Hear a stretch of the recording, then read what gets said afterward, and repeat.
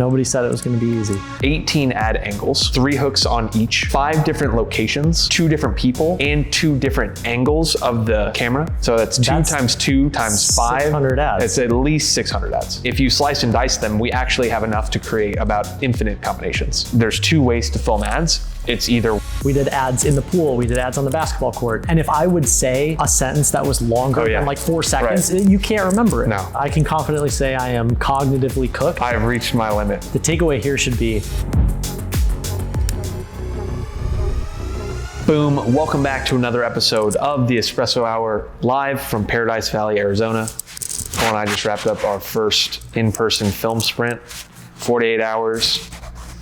200 videos. I was doing the math. So we had 12, no, including the Ship 30 ones, we had 18 ad angles. So 18 ad angles, 3 hooks on each, 5 different locations, and 2 different people, and 2 different angles of the camera. So that's 2 times 2 times 5. 600 ads. It's at least 600 ads. Yeah. And that's if you go linearly, if you slice and dice them, we actually have enough to create about infinite combinations. That makes me feel better because of how tired I am right now. So yeah, good, we did it. That was the goal. You know, that was the goal of the past 2 days. You want to just rapid fire some learnings? Yeah, so I guess maybe 30 seconds of context. We're here in a house. We have identified over the last month and a half that our single bottleneck is paid ad creative. And the bottleneck to that is that it's difficult to film. It's energy consuming. High switching costs. High production costs. You need a significant team of editors to be able to edit all of it. And so in May, our last Espresso Hour was after the first webinar. So we haven't done one since then. We did, right. Yeah. So after the first webinar, when we were like, we're going to do a big experiment on paid, ran 4 webinars, slowly saw ad costs go up, lead costs go up. And then we said, let's take those same ads, turn it into a VSL front end. And from there, we just saw ads go up and up and up and up, or costs go up and up. And so I'm sitting there watching that happen. I'm like, okay, we need just more creative. If costs can start here and end there, you can easily get back there if you refresh it. But you were the bottleneck to that. Mm-hmm. And then on top of that, we didn't have the editing capacity to do it fast enough. Yeah. So I kind of zoomed out and said, okay, how do we solve that? We ended up here, have 2 video editors with me stepping in and filming a lot more with 2 cameras, 5 different direction angles, all that stuff. So we, as we do with most things, obliterated the bottleneck with volume. Yep, volume. Mm-hmm. I think one of my biggest learnings over the past 2 days is, if you had told me this is what you had to do, I probably wouldn't have done it. And that's usually true, you know, like we have done a bunch of Espresso Hours where we said, if we knew what it was going to take to build Ship 30 day 1, would we have done it? And it's like, I don't know, you're staring down the pipe at 2 years of work, you know, same thing with PGA. So I think the biggest misconception about ads is, first of all, that they're easy, you know. Second is, it's like, oh, if you just have to script it. But there's so many things that go into like the ideation and the scripting, but then also the filming, like different locations, your energy. Oh, you said that line wrong. You got to redo it. You know, there's a lot of skills involved in it. So rapid fire on some lessons. We had 2 days of doing this. We'll have an extra day tomorrow. First day, I kind of went in and said, we're going to try to get a bunch of ads, try to get a bunch of hooks, and let the stepping into a completely new domain almost influence what we'll do the next day. And I get in these zones after a day like yesterday where I can't like sit still. My brain's just trying to like piece the system together of how to do what we did yesterday, but way more efficient. Cause I don't know how you felt at the end of the day yesterday. I was like, damn, I feel like we just did a lot, but I don't know if we did anything. Yeah, I don't know what we did. I don't know. Not only do I not know what we did, but if we didn't have today, I don't know how useful what we captured yesterday would have been. Yeah, it was chaos. You know, and so I sat down last night and early this morning, like, let's take this and turn it into a more cohesive format. So some lessons were, I think there's 2 ways to film ads. It's either with a partner getting ads fed to you with line by line. It's like, say a line, the other person reads it, say a line, the other person reads it, or direct teleprompter, where we didn't even have a teleprompter for this one, but the phone I think will end up working fine. That was great. I didn't know that's the two ways. Riffing ads, I just don't think makes sense. It's so hard. There are certain sections you can riff where it's like, hey, I'm going to riff on the CTA and talk about a couple things, but you want that dialed in from the beginning. Yeah. And so that was a big lesson right there. Yeah, just some inside baseball for everyone.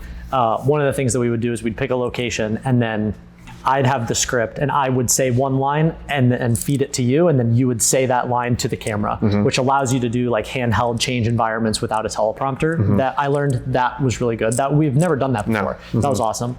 Another one is, now that, I mean, we did however many ads in the past 2 days, the way I think about writing ads now is completely different. And it makes me realize how a lot of the scripts, and you can hear it when you use a teleprompter and it feels clunky, it's because I was approaching writing a lot of the scripts the same way that you write content, which is, you can pack a lot into a paragraph. With like lists almost. There's not really lists in ads. You can only do one thing at a time. Yeah, there's no lists and there's no paragraphs. Like if you have a sentence that's longer than a comma, it's bad. Right. And so now in the ad writing process, I'm thinking only in terms of single sentences.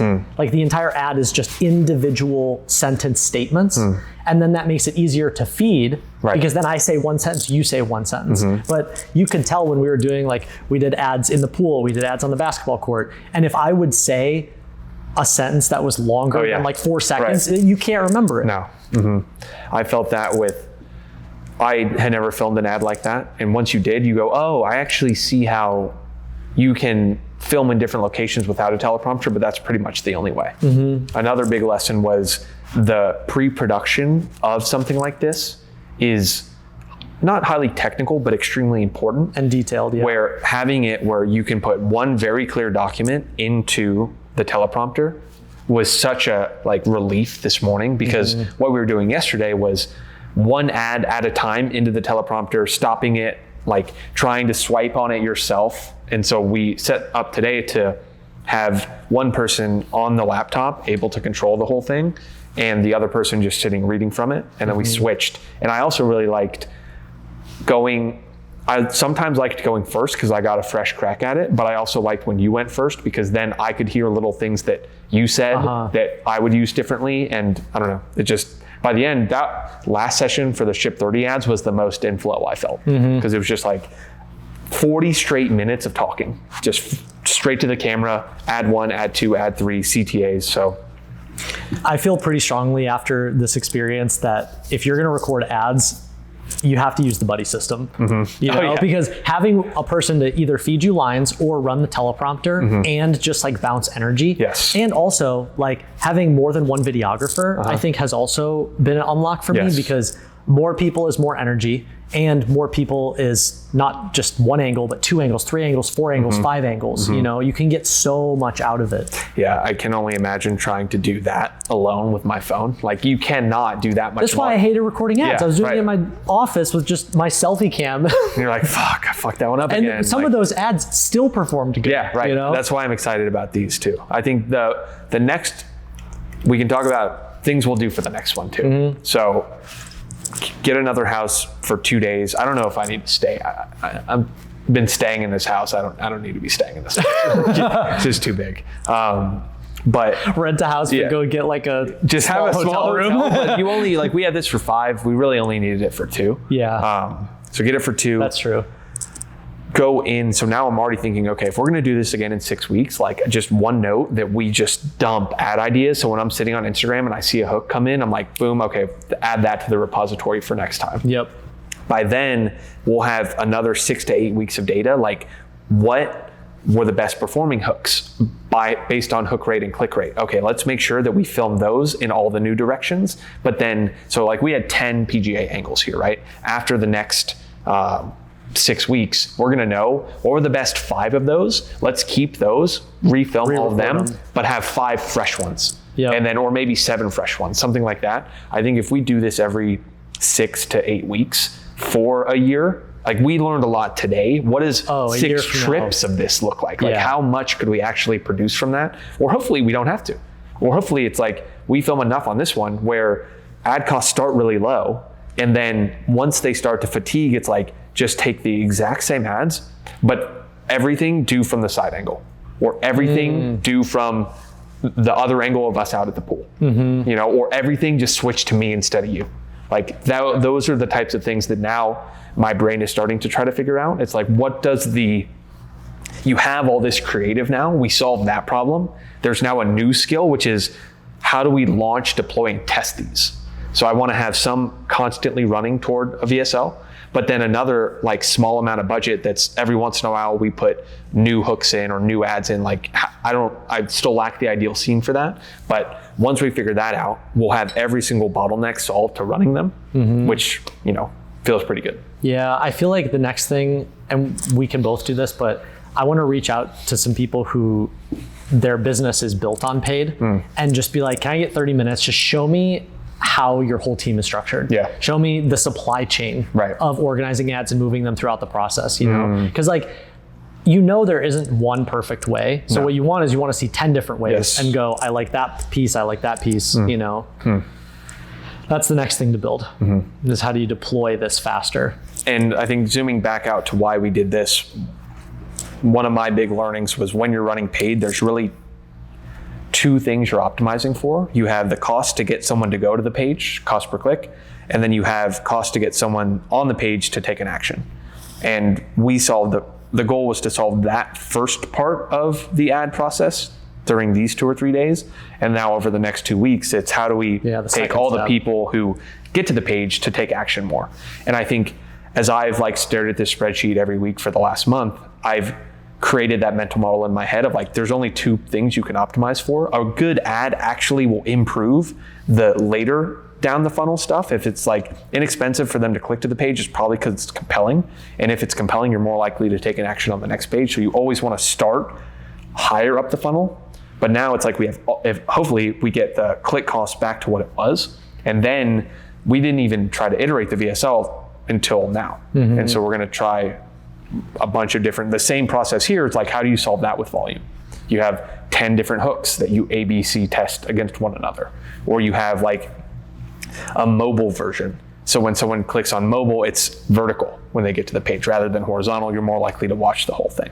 Well, that's the other thing is we could do the same thing that we just did here, but horizontal instead of vertical, you know? Yeah, infinite new things. But that's where my mind is at now. And because I don't ever want to say we're like maxed out on organic, but I know that it's incremental versus here is exponential. You get this to work, you can actually just keep going. I don't think we would. I think we would pick a level that feels really comfortable around optimizing all the other parts, knowing that we could generate this many calls on a weekly basis. But the whole untapped world is trying to run ads for Ship 30. Yeah, and that is where we never did. Like we started to explore that over there, and we filmed 10 of them, and we ran one webinar and had pretty inexpensive click costs over there.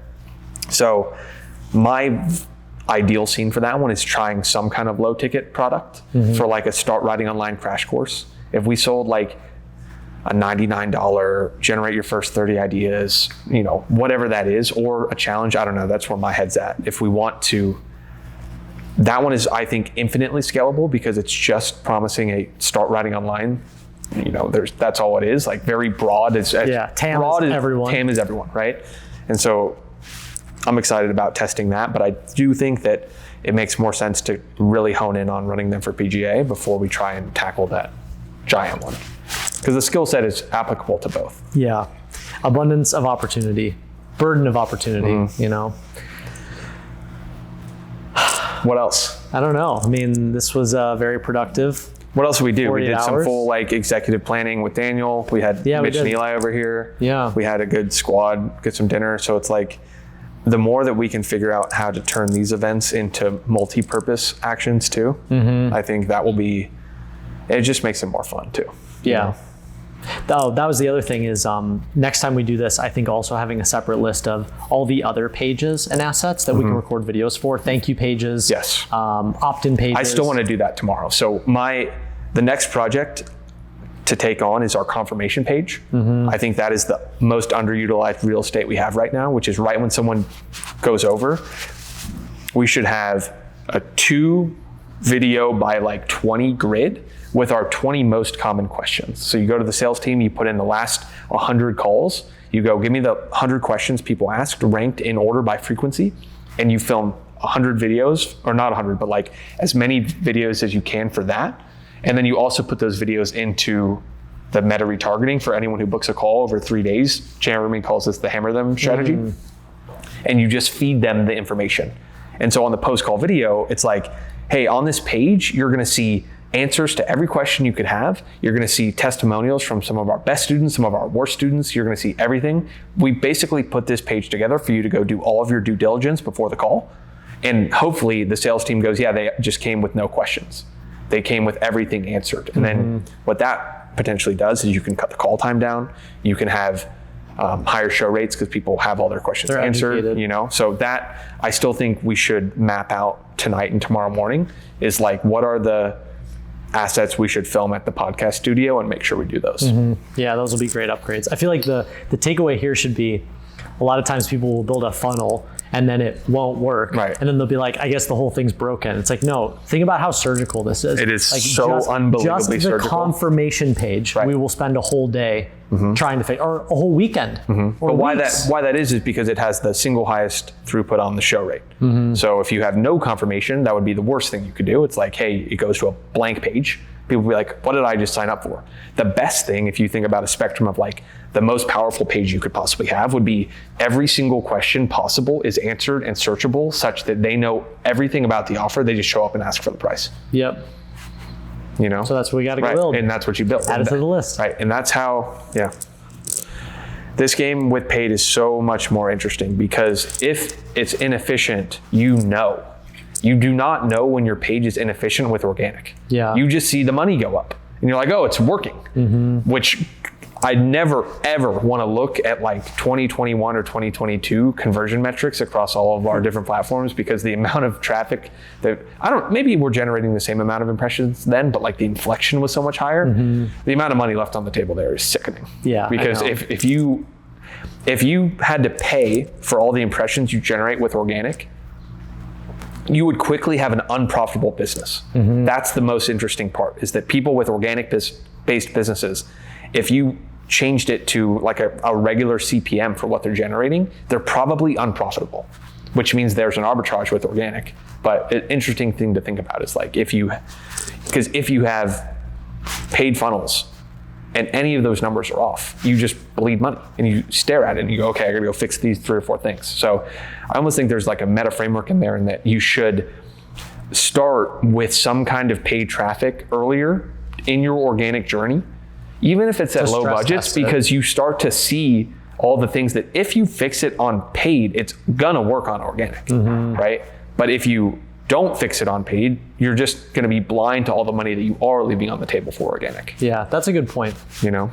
It's so funny though, it's like the oscillation back and forth. It's like, you know, when you're doing organic, grass is always greener. You're like, maybe I should do paid. And when you're doing paid, you're like, oh, maybe you should do organic. The answer, and all roads are ultimately both, you know? But I'm happy that we're turning Ship 30 back on.